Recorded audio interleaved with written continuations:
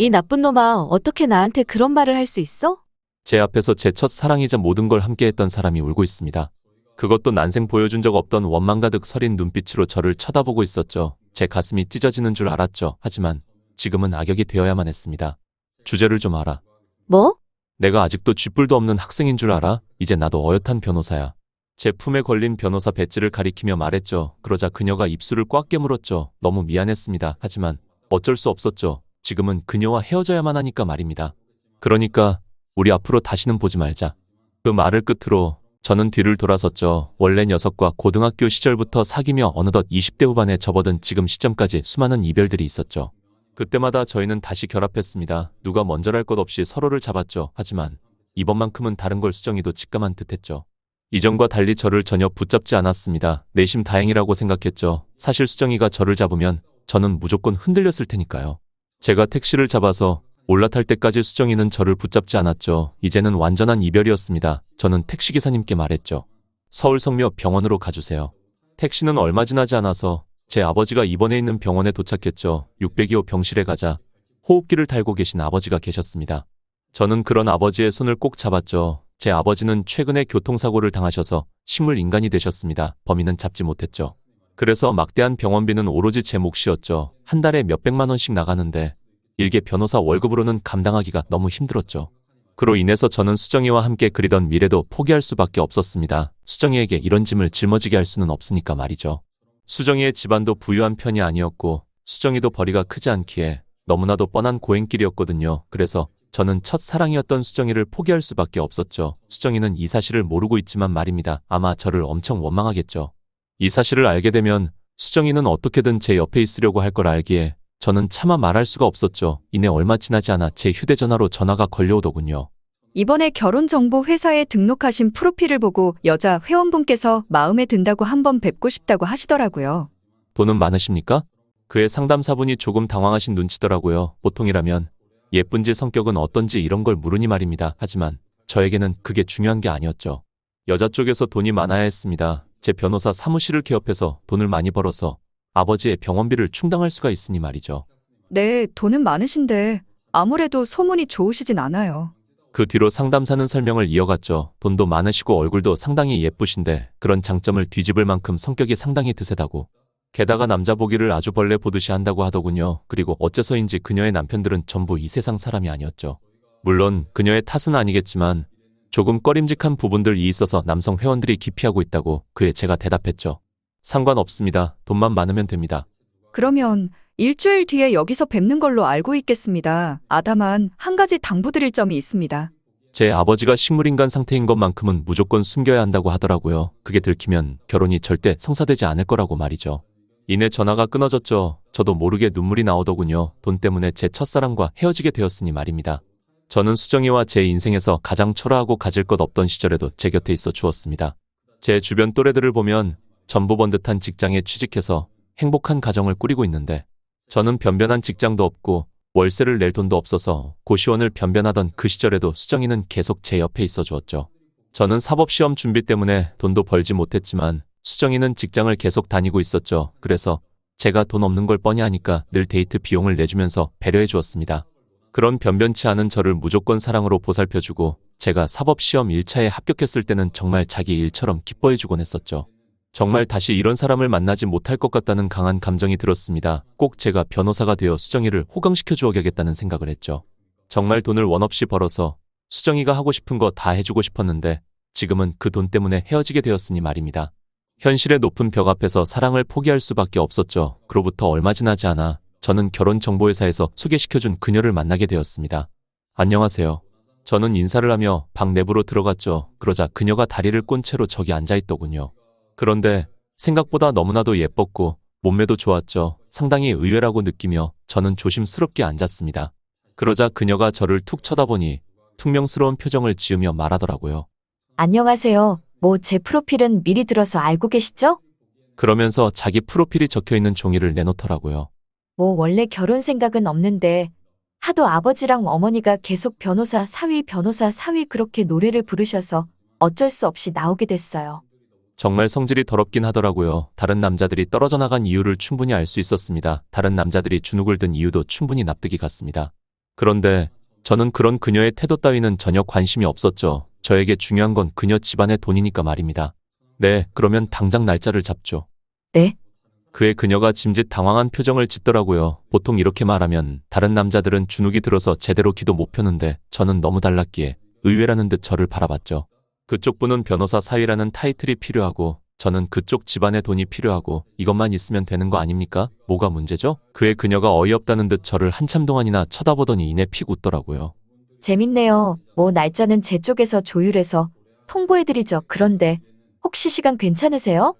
그녀의 표정이 이전과 변해 있었죠. 이전에 썩은 동태 눈깔은 없어지고 저를 초롱초롱한 눈빛으로 쳐다보고 있었죠.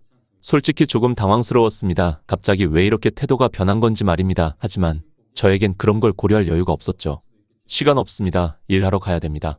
그의 그녀는 더 흥미로운 눈빛을 짓더라고요. 무슨 이런 인간이 있나 싶어서 자리에서 일어서려는데 그녀가 제 팔을 턱 잡더라고요. 이게 대체 무슨 짓인지 윽박을 지르려고 했는데 제 팔을 잡은 그녀의 얼굴을 보고서는 차마 그럴 수가 없었죠. 원래도 예쁘다고는 생각하고 있었는데 가까이서 보니 정말 너무나도 예쁘더라고요. 소멸할 것 같이 작은 얼굴에 너무나도 조화로운 이목구비. 그 거친 말투와는 달리 너무나도 단아한 미인상이었습니다. 그러지 말고 저랑 같이 놀러 가요. 어차피 우리 결혼할 사이잖아요. 그녀가 싱긋 웃으며 말하는데 저는 멍하니 쳐다볼 수밖에 없었죠. 나한테 반했다. 그녀가 씩 웃으며 말하더라고요. 안 반했습니다.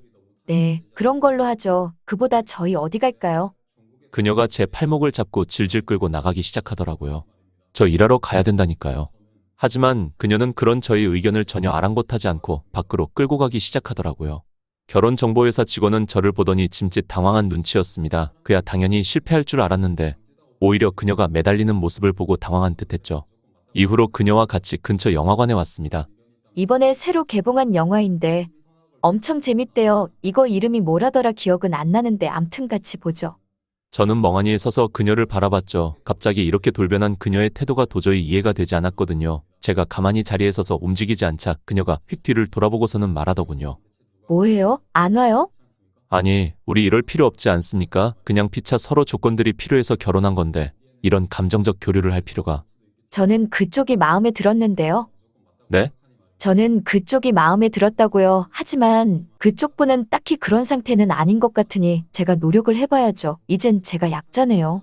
그녀가 후후 웃으며 말하더라고요. 그런데 어째서인지 약자의 포지션이 된 게 상당히 신난 것처럼 보였습니다. 뭐 이런 사람이 있나 싶었죠. 뭐 그래도 상관없어요. 제가 작정하고 꼬시는데 안 넘어올 남자는 없으니까요. 암튼 빨리 와요. 영화 보게. 그녀가 저를 잡아서 질질 끌고 가시 시작했죠. 그에 저도 모르게 웃음이 터져나오고 말았습니다. 정말 뭐 이런 사람이 다 있나 싶었죠. 그 뒤로 그녀와 저는 약속된 결혼 날짜 전에 상당히 많은 곳을 같이 놀러 다니기 시작했죠. 홍대, 이태원, 성수 등등 정말 서울 방방곡곡을 같이 돌아다녔죠. 그러다 보니 저도 그녀에게 마음이 생기기 시작하더라고요. 원래는 별 생각이 없었는데 의외로 허당 같은 면도 있고 순수한 면도 있더라고요. 꽤 귀여웠죠. 그녀의 이름은 수진이었습니다. 그녀는 항상 수진 씨 말고 수진이라고 부르라고 했지만 그건 너무 예의 없어 보였죠. 저보다 연상인데 어떻게 그러겠습니까? 그런데 한날에는 수진 씨가 말하더라고요. 우리 부모님한테 인사는 언제 드리러 올 거야? 우리 이제 결혼식 한 달 뒤인데 슬슬 인사드리러 와야지.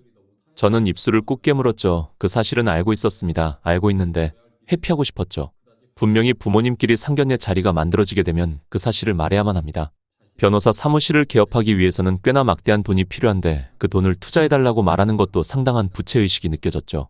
원래 그것 때문에 결혼하게 된 것은 맞으나 막상 얼굴을 맞대고 그 말을 하기는 상당히 망설여지더라고요.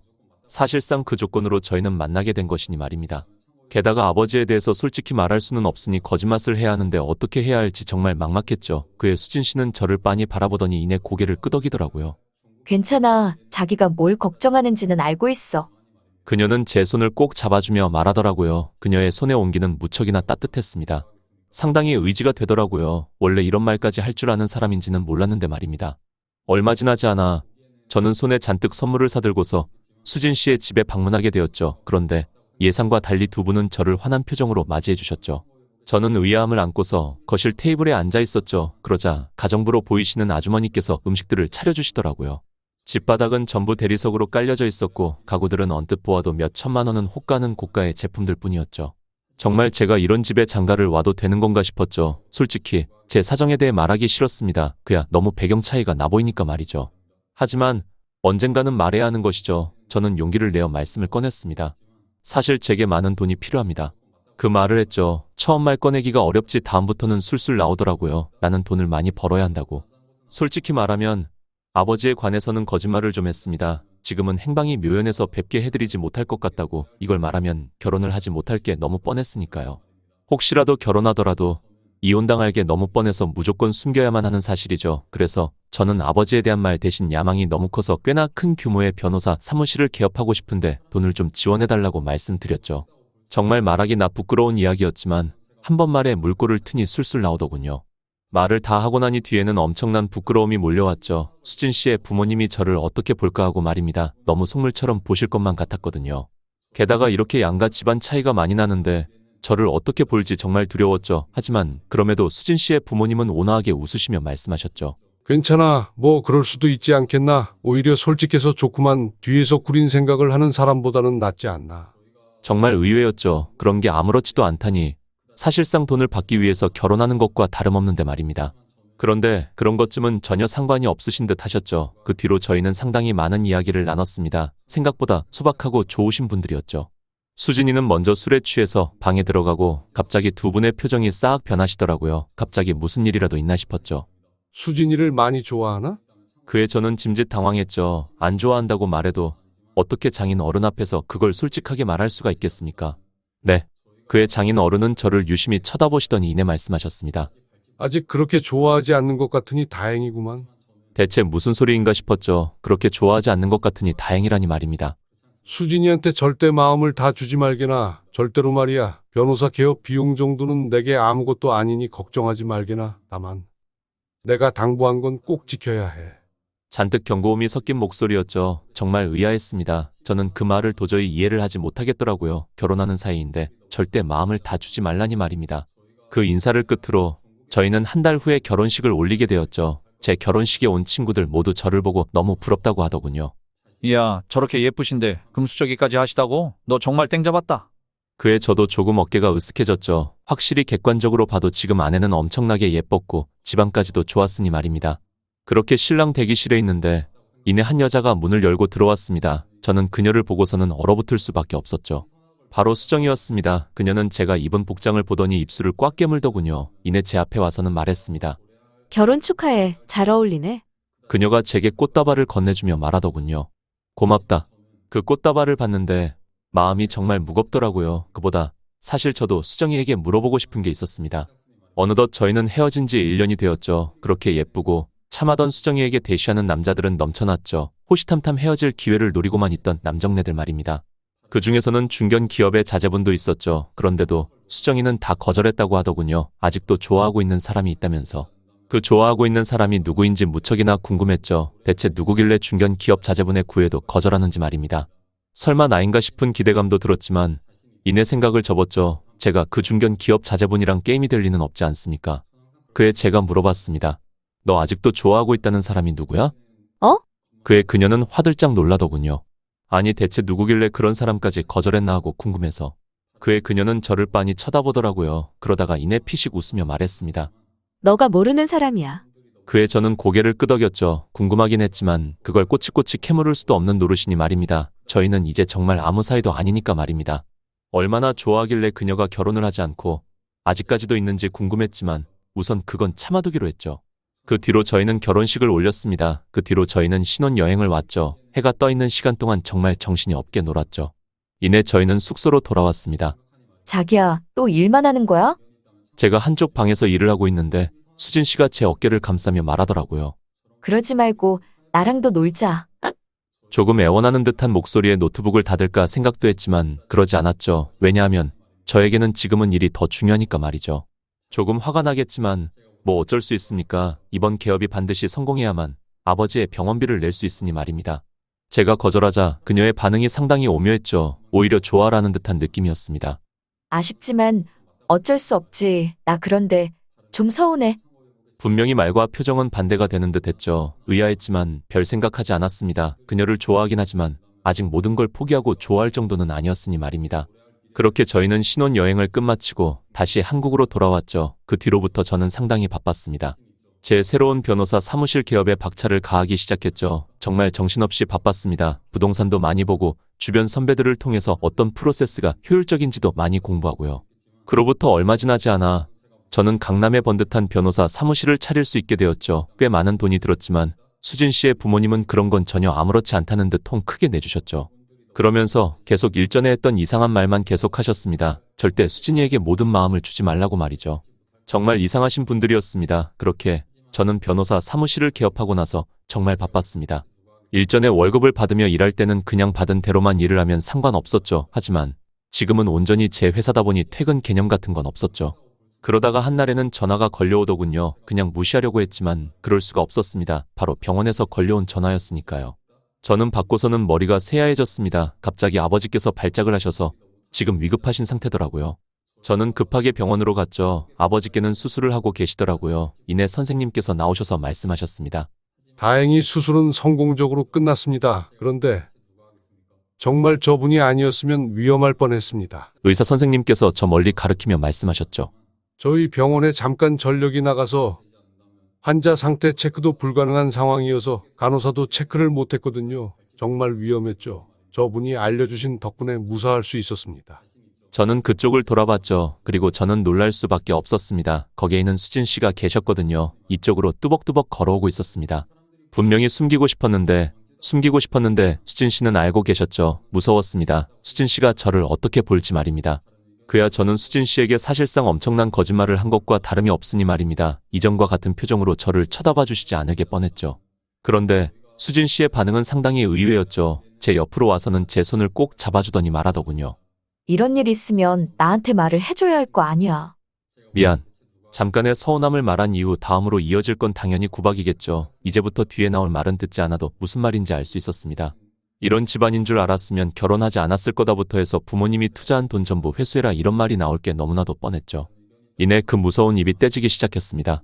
자기 혼자서 이 무거운 짐을 짊어지고 있었던 거야? 이제 나한테도 좀 나눠줘. 제 손을 꼭 잡으며 말하는데 대체 무슨 일인가 싶었죠. 처음에는 장난인가 했는데 그녀의 표정을 보고서는 그게 아닌 걸 깨달을 수 있었죠. 그녀의 표정은 상당히 진지했습니다. 그 뒤로 그녀가 보인 행보는 더 충격적이었죠. 저는 일이 바빠서 아버지 병실에 잘 가보지도 못했는데 그녀는 항상 제 아버지의 병실에 가 있더라고요. 가서 원래 간호사가 해야 할 일도 도맡아 하곤 했습니다. 제가 그럴 필요 없다고 해도 그녀가 말하더군요.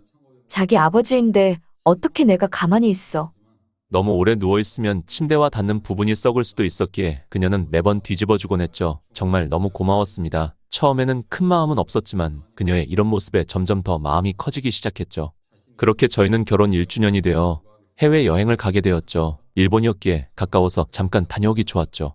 평소처럼 해가 떠 있는 시간에는 한참 동안 방방 곳곳을 돌아다니며 상당히 즐거운 시간을 보냈습니다. 해가 졌을 즈음에 저희는 숙소에 돌아왔죠. 저는 방에 들어가서 평소처럼 노트북을 펼쳤습니다. 당연히 일해야죠. 그런데 이번에도 그녀가 제가 일하고 있는 방으로 들어와서 뒤에서 꼭 안으며 말하더라고요. 자기야, 오늘만큼은 일 안 하고 나랑 놀면 안 돼? 고민이 엄청 되었습니다. 어떻게 해야 할지 말이죠. 원래라면 단호하게 거절했을 테지만 어느덧 그녀에 대한 제 마음도 상당히 커져 있는 상태였으니 말입니다. 그녀가 대답이 없자 고개를 끄덕이고서는 방을 나가려고 하는데 저는 그녀의 팔목을 붙잡았죠. 그래, 오늘은 같이 있자. 그녀의 얼굴 표정이 화색으로 변하더군요. 정말 평생 본 적 없던 표정을 보여줬습니다. 너무나도 황홀한 표정이더군요. 그런데 왜인지 조금 이상했죠. 단순히 저란 사람이 좋아서가 아니라 무언가 다른 것 때문에 좋아하는 것처럼 보였죠. 조금 불안했지만 별일이 있을까 싶었죠. 그렇게 저는 처음으로 제 룰을 어기고서는 그녀와 밤에도 같이 여러 곳을 돌아다니며 놀았죠. 대신 다음 날에는 안 돼. 응, 당연하지. 그녀가 환하게 웃으며 고개를 끄덕이더군요. 하지만 다음 날에도 똑같이 제 방에 들어와서 같이 놀자고 하더군요. 저도 그에 순응했습니다. 처음 한 번 룰을 어기는 게 어렵지 두 번부터는 아주 구렁이 담 넘듯 쉽더라고요. 그렇게 저희는 1주년 여행을 끝나고 다시 집으로 돌아왔죠. 그런데 그때부터 어째서인지 그녀가 변한 게 느껴졌습니다. 일전에 저를 바라보던 따뜻한 표정은 없고 완전히 차가운 눈빛으로 변해 있었죠.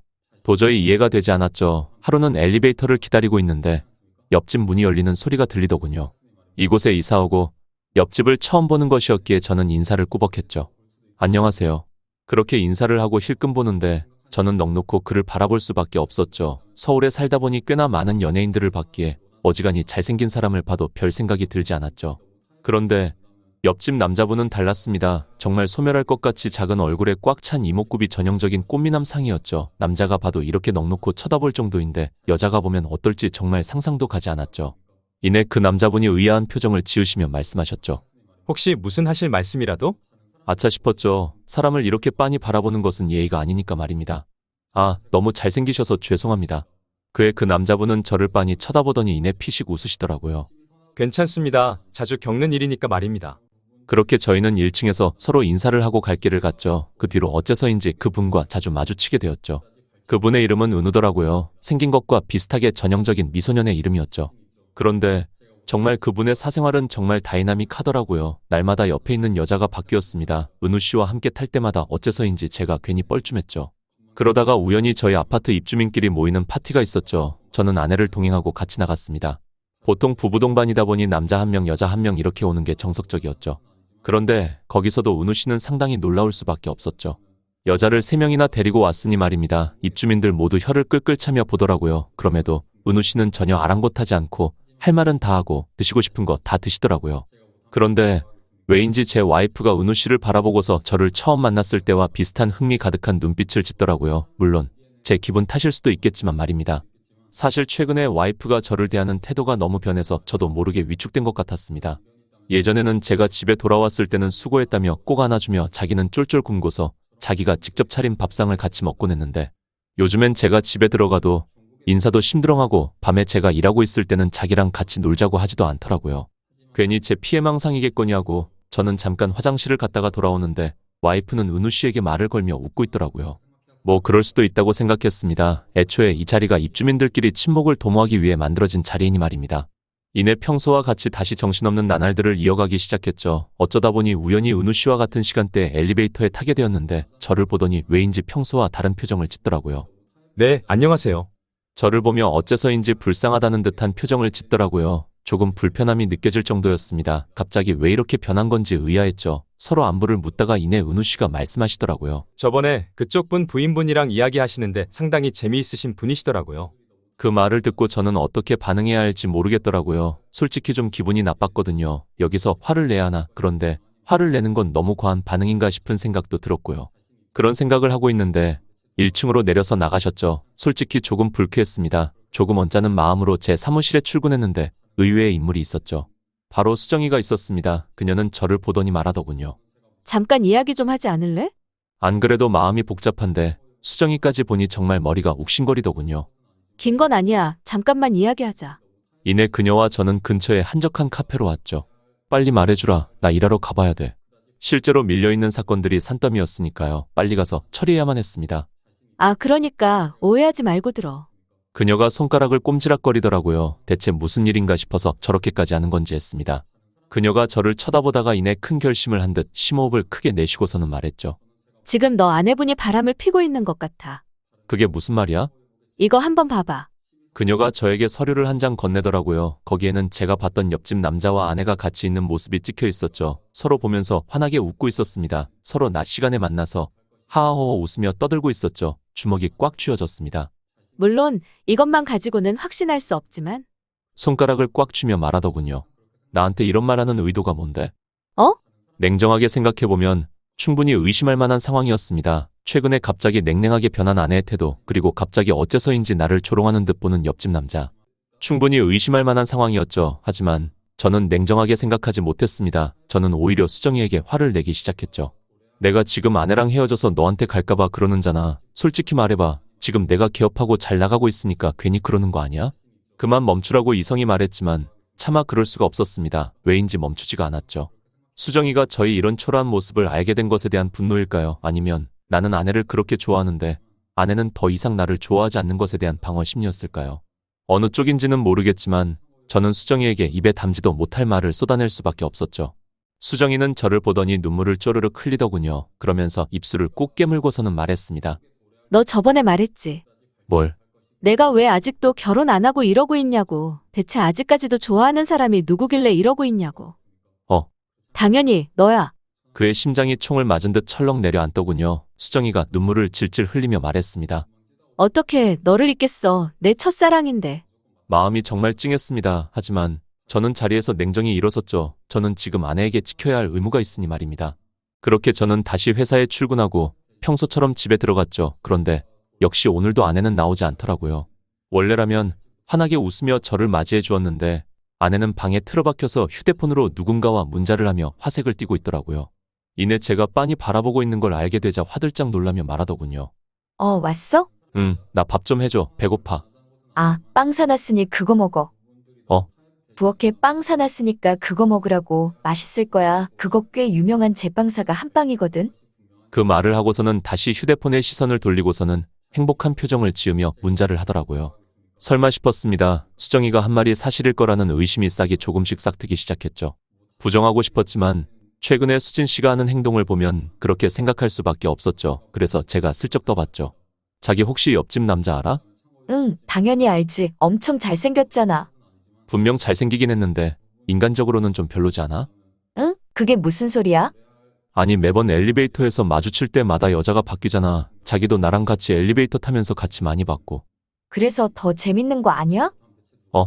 뭔가 내가 정복할 수 없을 것 같은 사람이잖아. 그녀가 조금 흥분한 표정을 지으며 말했죠. 원래라면 하지 않을 말이지만 옆집 남자를 생각하자 조금 흥분이 된 듯 싶었죠. 저를 보고서는 아차 싶었는지 말하더라고요. 뭐, 그래도 난 자기밖에 없어. 알지? 제 손을 꼭 잡으며 말하는데 제 속에서는 의심의 씨앗이 스멀스멀 퍼지기 시작했죠. 의심하는 것은 정말 잘못된 일이라는 걸 알고 있으나 저는 의심을 할 수밖에 없었습니다. 그에 저는 정말 저질러서는 안 되는 만행을 저질렀죠. 바로 아내의 휴대폰에 자동으로 녹음되는 어플을 깔았죠. 그리고 그게 바로 제 컴퓨터로 전송이 되게 설치를 해놨죠.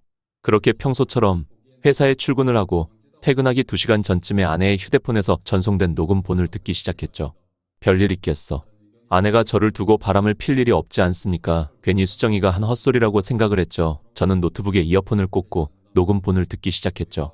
그런데 시간이 지날수록 제 표정은 굳을 수밖에 없었죠. 분명히 처음에는 잠깐 둘이 카페에서 만나서 간단한 이야기를 하는 것 같았습니다. 이내 둘은 같은 엘리베이터를 타고 올라갔죠. 거기까지만 해도 그럴 수 있다고 생각했습니다. 바로 옆집이니 말입니다. 그런데 둘은 9층에서 갈라지는 것이 아니라 같은 집으로 들어가더군요. 바로 제 집으로 말입니다. 제 아내는 저와 같이 있는 집으로 은우 씨를 데리고 와서는 온갖 아양을 다 부리더군요. 과일 깎아줄게. 먹을래? 아니요. 그러면 내가 안마해줄까? 아니요. 괜찮습니다. 제 아내가 하는 말은 은우 씨는 족족 거절했죠. 그런데 이상했던 게 그러면 그럴수록 아내는 점점 더 신이 나는 것 같더라고요. 그의 은우 씨가 못 이기는 척 한숨을 푹 내쉬며 말하더라고요. 저 좋아해요. 응. 그의 망설임도 없이 제 아내가 대답하더라고요. 가슴이 철렁 내려앉는 기분이었죠. 저는 수진 씨에게 마음을 다 퍼줄 수가 없는데 괜찮아요? 저 여자 엄청 많아요. 괜찮아요. 내가 노력해서 나만 보게 만들 자신 있으니까. 진짜 이상한 사람이네. 그러면 와봐요. 그 뒤로 음성은 듣지 않았습니다. 정말 공황이 올 것만 같았죠. 그렇게 믿었었는데 제 유일한 버팀목이라고 생각했는데 사실은 그게 아니었던 거죠. 정말 세상에 믿을 사람 하나 없는 것 같은 큰 좌절감에 빠지게 되었죠. 머릿속에는 한 사람밖에 떠오르지 않았습니다. 수정이에게 너무나도 미안했죠. 수정이의 말이 사실이었으니 말입니다. 저는 그저 지금 아내와 헤어지기를 바래서 한 말일 뿐이라고 생각했는데 대체 왜 나에게 그렇게까지 해주는지 이해가 되지 않았습니다. 나는 수정이를 버리고 다른 여자랑 결혼했는데도 수정이는 자기에게 다가오는 잘난 남자들도 모두 거절하고 아직까지도 저만 바라보고 있으니까요. 정말 이런 사람이 어디 있을까 싶었죠. 그에 저는 결심했죠. 지금 아내와 헤어지고서 수정이에게 다시 가겠다고 말이죠. 저는 다음날 집에 몰래카메라를 달아놨죠. 바로 그 현장을 잡기 위해서 말입니다. 그렇게 되면 이혼을 할 때 결정적인 증거로 작용해서 어마어마한 위자료를 받아낼 수 있을 테니 말입니다. 그렇게만 된다면 저는 지금 개업한 건물을 다시 회수당하지 않아도 되고 말입니다. 지금 그대로 수정이에게 가게 된다면 예전과 달리 그녀가 하고 싶은 것 다 해주고 살 수 있죠. 제 아버지 병원비도 전혀 걱정이 없을 테고 말이죠. 그렇게 저는 제 집에 설치하고 밖으로 나갔죠. 하지만 이상했습니다. 그 뒤로부터는 단 한 번도 제 집에 같이 들어오지 않았죠. 이상한 건 그뿐이 아니었습니다. 왜인지 아내의 휴대폰에 깔려있는 녹음기도 작동하지 않았죠. 설마 내가 둘의 관계를 눈치챈 게 들켰나 싶었죠. 하루는 제가 집에 들어가는데 그녀가 평소와 달리 현관 문 앞에 나와 저를 환하게 웃으며 맞이했습니다. 왔어? 응. 내가 밥 차려놨으니 같이 먹자. 왜인지 평소와 달리 갑자기 살가워졌죠. 도저히 이해할 수가 없었습니다. 하지만 그 눈빛은 예전에 저를 초롱초롱 쳐다보는 것과는 무언가 다르다는 걸 느낄 수 있었죠. 그런데 그녀가 말하더군요. 자기야, 우리 각방 쓰자. 응. 아니, 나 몸부림 너무 심한 것 같아서 자기한테 미안해서 그러니까 각방 쓰자. 당황할 수밖에 없었죠. 왜냐하면 같이 자야만 위치 추적기나 녹음기를 그녀의 몸에 달아서 증거를 확보할 수 있을 텐데 말입니다. 그렇다고 지금 무조건 같이 자야 된다고 하면 그건 그거대로 의심을 살 만한 행동이었죠. 그래서 저는 알겠다고 할 수밖에 없었습니다. 그 뒤로는 정말 암울했죠. 분명히 아내는 밤마다 어딘가로 나갔고 아침에는 항상 집을 비웠지만 그녀의 행방을 알 수 없었죠. 분명히 외도하는 것은 분명했는데 증거를 잡을 수가 없었죠. 물론 그 당시에 확보한 녹음본이 있지만 그건 법원에 제출할 수 없는 증거물이었죠. 제 음성이 전혀 담기지 않았으니 말입니다. 오히려 제가 역고소를 당할 수 있는 입장이었죠. 정말 막막했죠. 법원에서 효력이 있을 만한 증거를 확보하는 게 불가능한 상황이었으니 말입니다. 그런데 갑자기 수정이에게서 연락이 오더군요. 이내 그녀의 커피숍 앞에 가서 만났습니다. 그녀가 저를 보더니 상당히 어두운 표정을 짓더군요.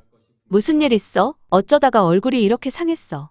입술을 꽉 깨물었죠. 그렇게 심한 말까지 했는데 수정이의 말이 사실이었으니까요. 괜찮아. 나는 다 이해하니까.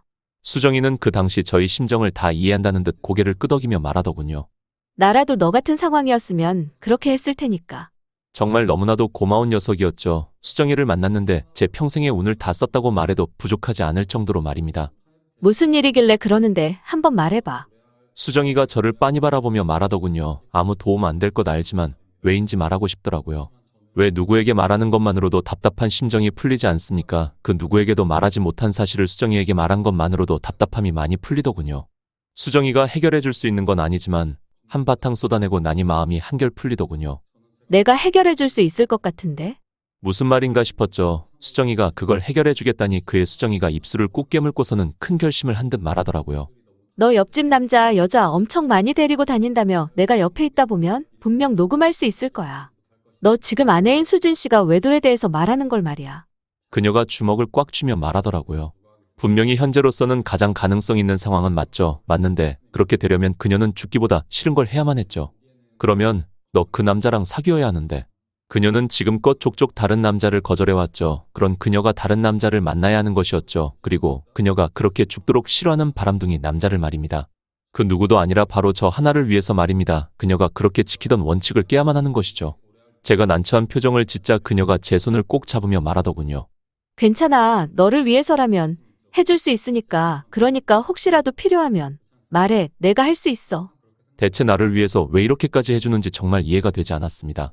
이제 얼마 뒤면 그녀에게 이야기를 해주어야 합니다. 그 제안을 거절할지 아니면 수락할지 말입니다. 그녀에게 부탁을 하자니 저는 너무나도 큰 죄책감이 시달릴 것이 분명하고 그렇다고 그녀의 부탁을 거절하자니 지금 와이프의 외도 증거는 전혀 잡지 못하고 이 지옥 같은 생활을 쭉 이어가야만 하죠. 만약 여러분들이라면 어떻게 하시겠습니까? 사연이 나가고 댓글들을 참고하여 결정할 예정입니다. 구독을 해주셔야 사연자분의 뒷이야기가 영상으로 올라왔을 때 알림을 받아보실 수 있습니다.